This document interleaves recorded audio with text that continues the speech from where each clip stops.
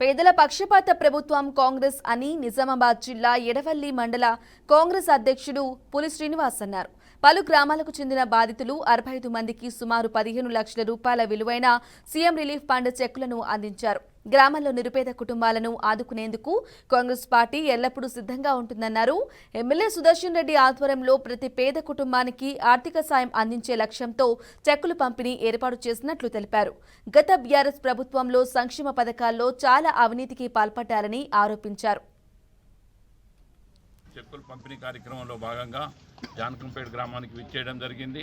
అలాగే జానకంపేట మరియు సారంగపూర్ గ్రామాలకు సంబంధించినటువంటి ఒక 20 చెక్కుల వరకు కూడా ఇక్కడ పంపిణీ చేయడం జరిగింది. తదనంతరం మిగతా మండలంలోని గ్రామాలన్నింటికి కూడా ఎడపల్లి మండలం ఎంపీడీఓ ఆఫీస్లో పంపడం జరుగుతూ ఉంది.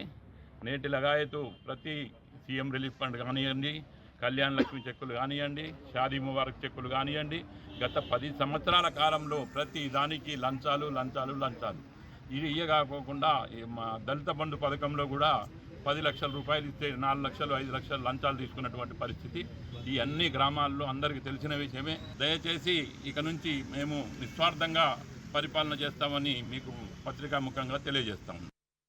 చెక్కుల పంపిణీ కార్యక్రమంలో భాగంగా జానకంపేట గ్రామానికి విచ్చేయడం జరిగింది. అలాగే జానకంపేట మరియు సారంగపూర్ గ్రామాలకు సంబంధించినటువంటి ఒక 20 చెక్కుల వరకు కూడా ఇక్కడ పంపిణీ చేయడం జరిగింది. తదనంతరం మిగతా మండలంలోని గ్రామాలన్నింటికి కూడా ఎడపల్లి మండలం